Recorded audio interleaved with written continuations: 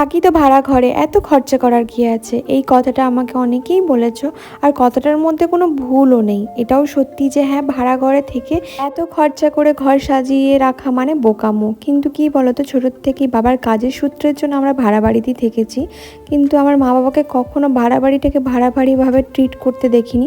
আমার বাবা মা সবসময় বলে যেখানে তুমি থাকবে সেটা তোমার নিজের বাড়ি। তাই ওই কথাটা না বড্ড কানে বাজে। তাই ভাড়া বাড়িটাকেও না আমি নিজের বাড়ি ভেবেই সাজিয়ে গুছিয়ে রাখতে ভালোবাসি।